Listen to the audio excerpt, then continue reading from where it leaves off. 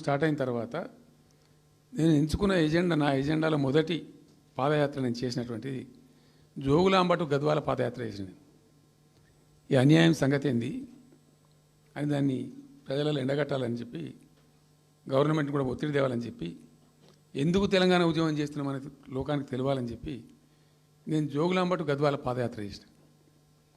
దాన్ని మొత్తం అసలు కంప్లీట్ 80,000 ఎకరాలకు బారాల్సినటువంటి ఆ ఆర్డీఎస్ కెనాలు 15,000 ఎకరాలు, 10,000 ఎకరాలు, 20,000 ఎకరాలకు వచ్చింది, తగ్గిపోయింది. అడిగే నాతుడు లేడు.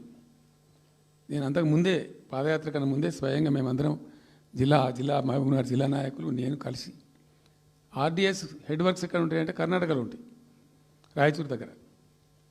అక్కడ దాకా పోయి మొత్తం ఆశాంతం ఆ కాలువ పొడవుతో తిరిగి అర్థం చేసుకొని ఆ తర్వాతనే నేను గద్వాల టు మన ఆలంపూర్ టు గద్వాల పాదయాత్ర పెట్టాను.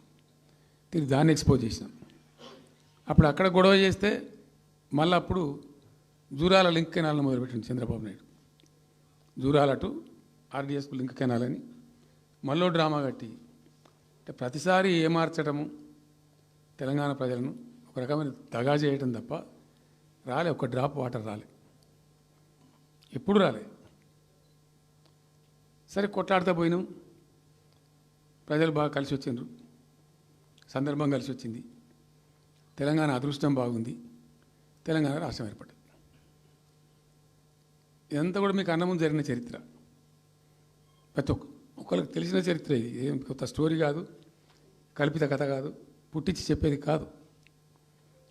పాలమూరు జిల్లా యొక్క దరిద్రం, ఆ దరిద్రంలోకి పాలమూరు నెట్టివేయబడ్డ పరిస్థితి. నేను అందుకే ఊకే మొత్తుకునేది కదా, తెలంగాణ వెనుకబడ్డ ప్రాంతం కాదు, వెనుక పడేయబడ్డ ప్రాంతం, వెనుకకు నెట్టివేయబడ్డ ప్రాంతం అని చాలాసార్లు చెప్పేది. నేను వందల ఉపన్యాసాల్లో చెప్పాను. అది ప్రూవ్ టు బి కరెక్ట్. దాని తర్వాత ఎక్కడి దాకా పోయిన పరిణామాలంటే, పాలమూరు జిల్లాలో ఎండాకాలం వచ్చిందంటే గంజి కేంద్రాలు పెట్టేది. ఏడిసినాం మేము ఒకరోజు.